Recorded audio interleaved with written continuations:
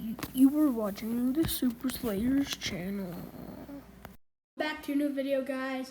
Today you are watching the Super Slayers channel. This is Brooke. Hello. I am Chase, and today we are going to be trying something new. We're going to be making reverse sear elk steak fajitas. We're going to be using some peppers, onions, and of course elk steak. My sister here, Brooke, is going to be making the guac. You'll see her sooner in the video. I will not be telling proportions. It's a family secret. So we will get right into this really quick. I'll stop talking in a sec, and we're going to tell you guys how to do this and everything. So I hope you enjoy this video. So we're going to start off by making the elk steaks. So over here we have our elk steaks. I'm going to preheat our oven over here to 200. So let's just get that over.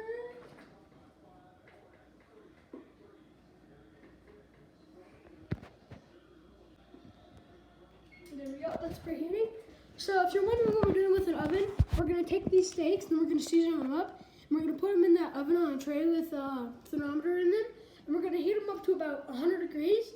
And this is called reverse searing. So after we've heated these up nice and hot, to take them out. And then while those are heating up, we're gonna be cutting our vegetables and sauteing them. And once these steaks come out of the oven from 100 degrees, we're gonna get a cast iron pan, smoking hot, and then we're gonna throw them in there for about 30 seconds on each side, and this makes them super crispy and delicious. And then we're gonna slice them up nice and thin and throw them in with the vegetables, and that'll be our fajitas. So we'll see. So got our elk steaks on the cutting board here. So this is the Tony's Taco Seasoning Blend. And it's for chicken, pork, and beef. And we're going to be putting this on this meat before we reverse sear it. So let me get to that. Don't pause it. So make sure to rub in the seasoning into every nook and cranny. You don't have to use this Tony's Taco blend here. I just chose to use that. Any seasoning really works, your preference. But I just want to tell you guys, rub it in there nice. You never can go too heavy. So we're gonna get these guys on a tray, throw them in the oven. Yep. And then we will be back. So we're gonna put in these steaks and just standard baking sheet, doesn't matter. As long as it's some sort of open sheet. It's okay if it's a deep dish, whatever. Just make sure to watch that temperature. Till about 100 degrees Fahrenheit.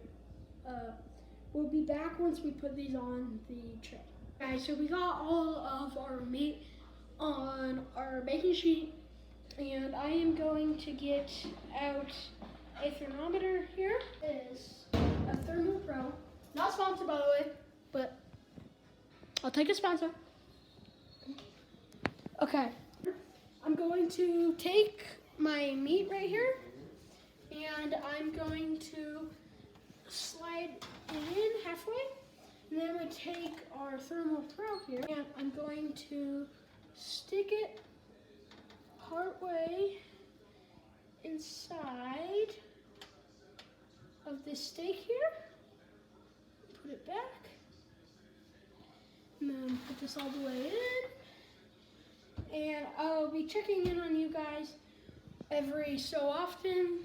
So we're gonna be cutting up 2 peppers and 1 onion here. Let's start on these peppers, and we'll give you a nice close-up cutting montage. I have seeded up this yellow pepper. Now I'm going to show you how to cut this into slices. Just basically hold it the long ways and just slice it. So I'm gonna give you guys a little montage.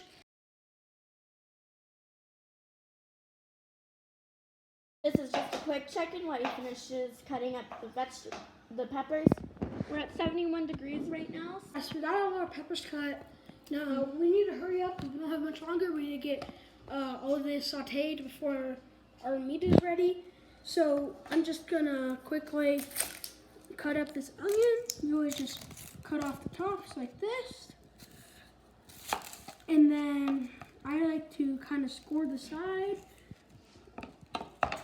and then you peel it. Set the onion scraps off to the side. Cut it in half, and then cut it in half again. And then just like the onion, just like the pepper, we're just gonna cut it into like slices, kind of. So we're gonna saute up these vegetables. We're gonna get out our butter. There's about maybe 2 or 3 tablespoons of butter right there. There's enough to bake that. Yeah. And then I'm going to turn my burner on to about a 7, which would be pretty much high for all of you out there. Medium high. Yeah.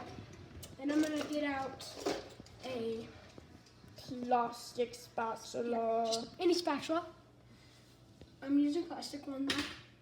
So I need to get this pan nice and hot. Our butter is melting here.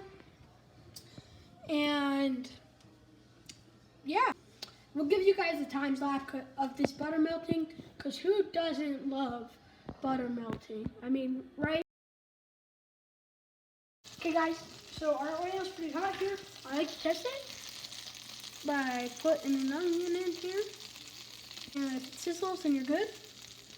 So I'm gonna put all of our vegetables in here.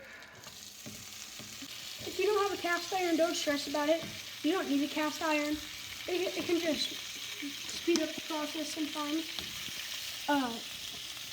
So I'm gonna get all of this sauteing here. As you can see, our meat is at 94 degrees. Listen to this ASMR. Listen to that hot. Okay, so we got our vegetables cooking here, and our meat is at about 103.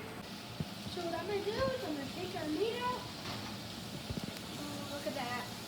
Okay guys, so we just took our meat out, and because our vegetables aren't quite done yet, after our vegetables are done, we are going to take out our vegetables and then put our meat on, 30 seconds each side, get it nice, good sear on there, and then we will cut up this meat and throw it in the vegetables, put it all into the pan one last time, and enjoy.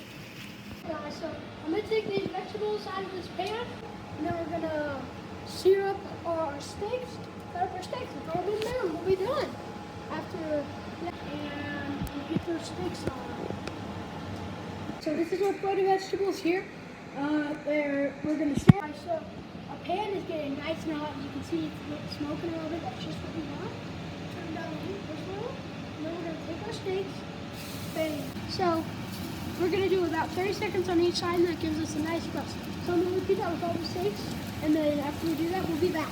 So for the guacamole, for a family size of 4, if you're like going to use about 3 avocados, you want them to be right. Just going to cut a hole around the whole thing, and you'll twist, and the part should come apart easily. And you're just going to try to get the pit out. So, and you're going to stripe. This makes the mushing process easier. The entire avocado in a plaid form. And then, you want a spoon so you can scoop it out into a bowl as you go.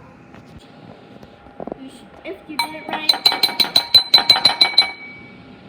shouldn't be that loud, but you should just have little like squares that should be easy to squish.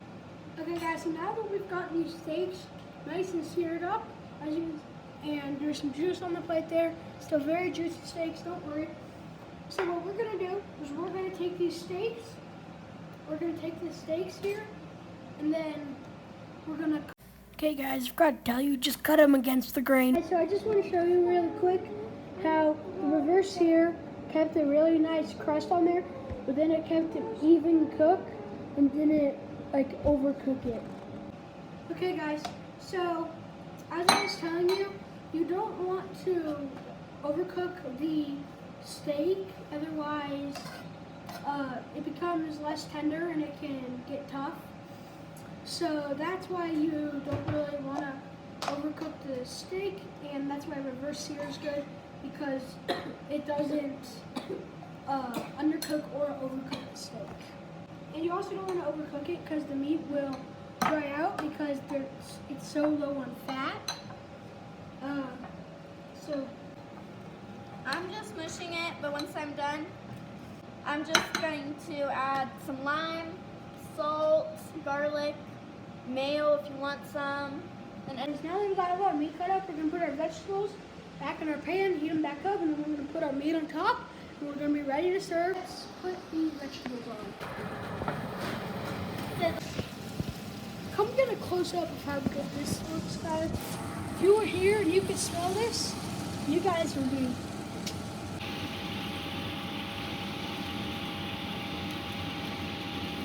Guys, so what we did is we just sauteed up our vegetables a little bit more, heat them up, and then after we did that, threw our meat in here.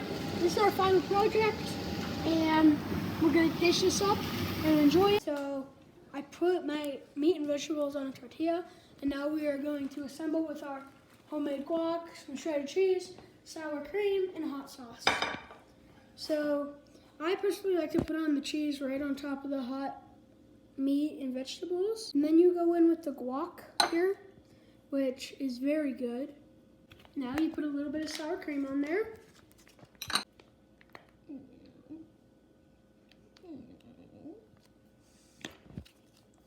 And then last, but definitely not least, you do a little bit of Tabasco. So I'm gonna put Tabasco on one, and then I'm gonna put some of this green belly hot sauce on the other one.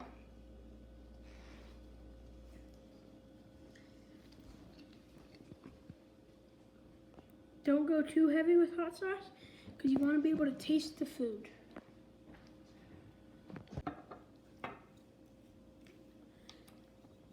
And then a little bit of this stuff.